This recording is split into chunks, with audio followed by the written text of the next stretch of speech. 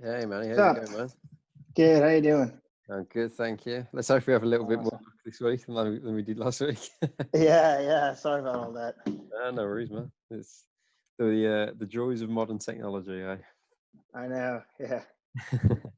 How you been doing? How you been keeping the last few months or so? We kind of discussed it last week, but I think you broke up. So Yeah. Well, just being able to spend some time on kind of kind of taking in what we have coming on New Ink and wanting to decide, kind of dive deep into what it is that we want to do next and where we want to go. It was giving me time to really get inspired and influenced in other things and take time to really listen to other bands and other artists that I really like, and kind of pick out things that I like from them, as well as my own set of skills. Kind of, since we're not on the road, I have a lot of time to get better at vocals and stuff like that, and all the little minute things that maybe you lose. You form bad habits when you're on the road, and kind of taking that all back and really just working on the craft. Besides, what else we want to do for the new album. yeah, well, we'll speak about the new EP in depth in a little bit, but first I wanted to kind of introduce you to the UK fans who maybe haven't heard you so far. So if you wouldn't mind giving us a little bit of a kind of backstory as to your road into country music, and because you've got quite a fascinating backstory with the whole MMA thing. Yeah, I mean, I grew up just being an athlete and really having fun playing sports with friends and my brother and my dad. I grew up watching my dad play hockey, in garage leagues and stuff. So I always wanted to play with him in a tournament, and thankfully I was able to do that when I got older. But I was pursuing MMA pretty intensely for a while, and ended up having my first fight. Ended up getting hurt.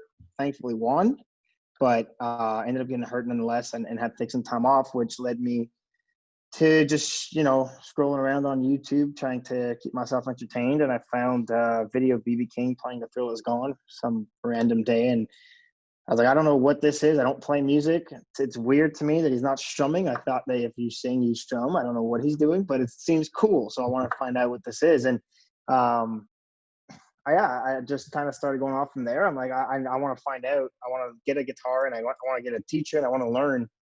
Explain to me what he's doing. And so once I started doing that, before you get to start playing all these cool licks and stuff, you gotta learn the basics of chords and chord structures and things like that, and just have kind of going through that. Playing mediocre guitar. I guess I was the only one in my friend group that knew how to play. And sort of sing. So they wanted me to play, whatever country songs they were listening to on the playlist. I had a lot of buddies that went outside of the province to play hockey. So when they'd come home in the summer, we'd all get together and all hang out. And, they say, oh, you can play guitar and sing and play us some of these country songs that we love and been listening to. And, I had my ear kind of to it, but not really. And so once I started learning the songs just to keep them entertained and have fun, I became a country artist kind of on by accident, because I didn't expect to do it. But when somebody's like, hey, what kind of stuff do you play? It ended up being mostly country. But I want to be a blues guy forever, and that quickly changed when country kind of took over. Yeah. But you've got this new music that's coming out on the 13th of October, and you've said that it kind of speaks directly to the true heart of your live shows, which obviously we haven't been Yes. able to see for quite a while. But Yeah. for anyone who hasn't seen you live, what do you mean by that statement, and what can we expect from the new music? Well, to understand that statement, I guess you kind of got to backtrack. We were on tour with an older artist, that had his fans have been following forever, and he does like the sort of more traditional type of country, and we were doing more of that country pop, and his fans, his crowd didn't really like it, and so it came a point where we were like, hey, let's go out, let's play our stuff the way we want to play it, let's have the attitude. My main guys are my drummer and my guitar player, and they're both from rock backgrounds, so we just played loud and played hard. However, the songs didn't really match their intensity and the vibe. It was more like these love songs, kind of fun thing, whatever. So um, when we were looking at it, I was like, I really want to dive deep into what it is that we do live. that is so much fun, and it's big drums, big guitar solos, all that cool stuff. And really started realizing that it's all the stuff that I liked about the rock blues that I was really digging, and why I want to play music. So, I think that at the nature, we just love to have fun on stage, and we like to be heard and be loud. So I think that I want to make an album that represented that, as well as not losing the fun that was the first album, like the love songs and the meaningful stories and all that, the cool imagery, but sonically wanting to go where the band wanted to go and where I wanted to go.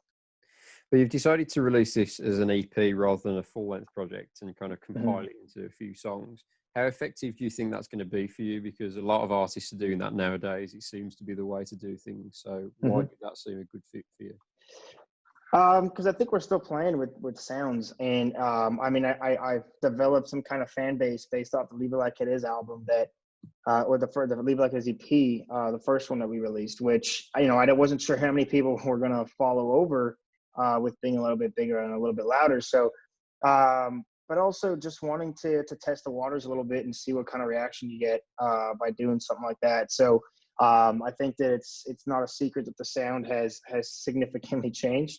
So it's just a fun way to put out 5 new songs and just kind of be in that space. And I love EPs. I love like a small little bit of what's to come. And I think right now we're just building for the full length at some point.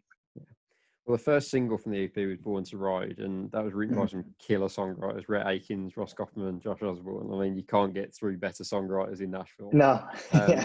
But first of all, like, how do you get access to a song like that? Because I guess those guys are in such high demand. Tell us about the first time that you heard that song and how you knew it was a good fit for you. Yeah, well, so when I started wanting to get this EP going, we started working with a producer named Aaron Eshuis, who is involved with a songwriter at Smack Songs. And so knowing that he was producing it, he was able to get access to some of these songs. In my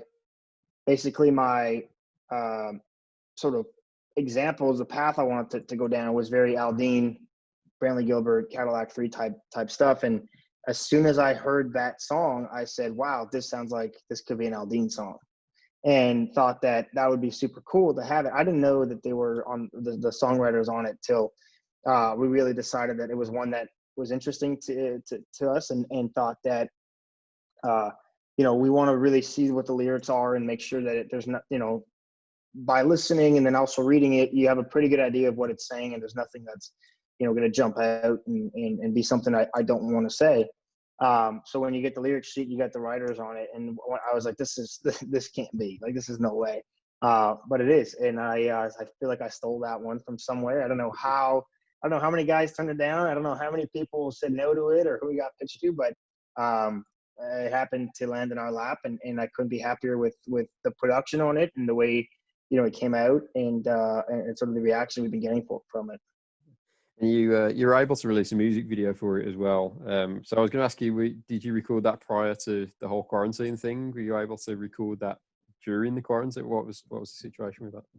Yeah, well, we recorded the video around the same time as we did the album. I think there was like a little bit of October, November of last year. It kind of runs all in a blur because we were finishing our tour. We were doing the live and unplugged stuff that we released to YouTube.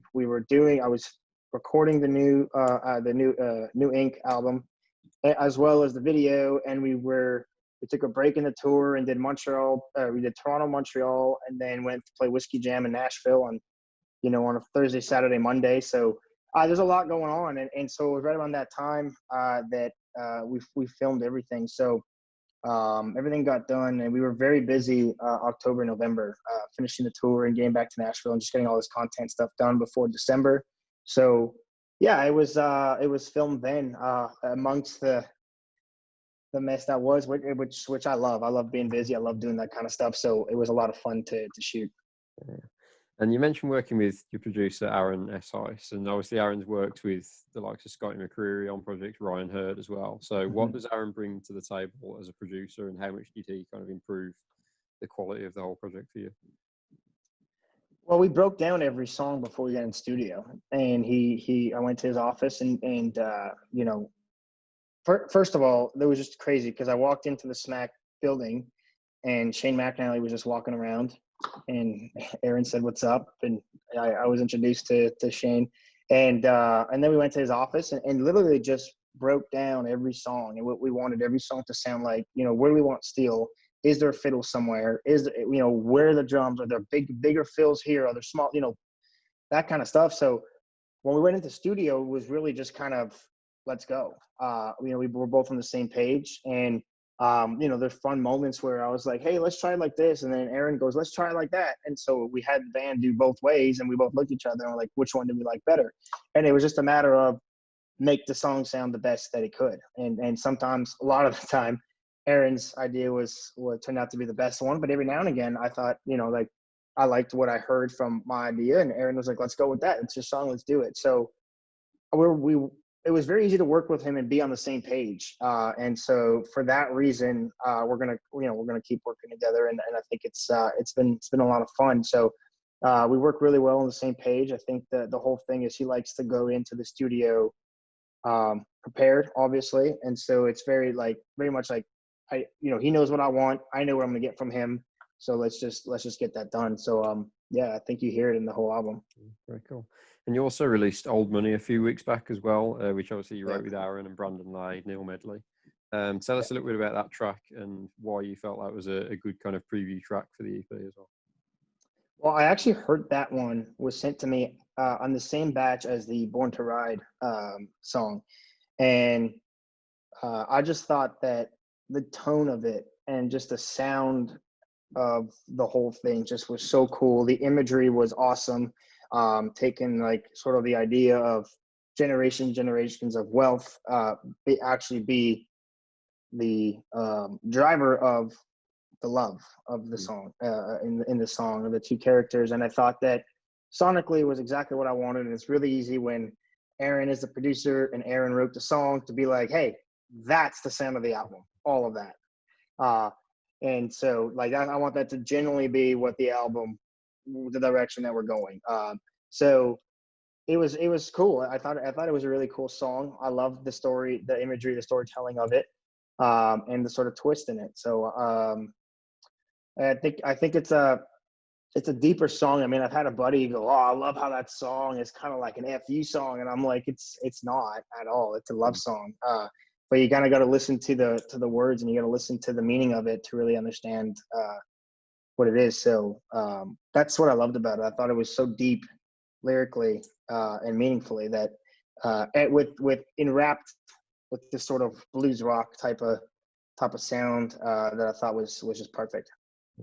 And just finally, Manny, before I let you go, I wanted to ask you about your kind of international plans, because obviously you've been doing some UK press and trying to expand in Canada as well. So once we can start doing live shows again, what's the plan for you in terms of touring over here? Well, it'd be nice to try to get down, obviously granted that we're able to tour and travel a little more freely than we are now. I'd love to get down to the UK and play some shows in February. Obviously C2C is something that I have my eyes on and want to be a part of. And there's some other things that are going on. And it's, I think the UK is been very forward with having country artists. I think touring rest of Europe would be really cool as well. But I think, the UK has been very obvious in wanting to and accepting and wanting to have country artists come over.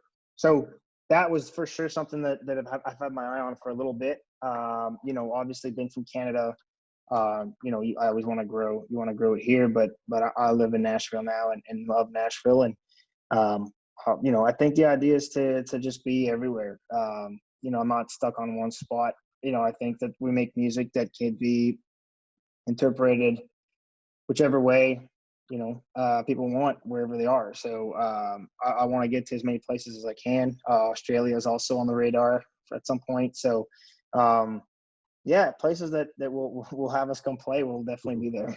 I'm sure we will. Fingers crossed we can make that happen, man. But yeah, I would love to. Yeah. Today, man. Appreciate your time, and I'm sure we'll catch up soon when we got new. Yes, for sure. All yeah, right, man. Thank you so much for having me.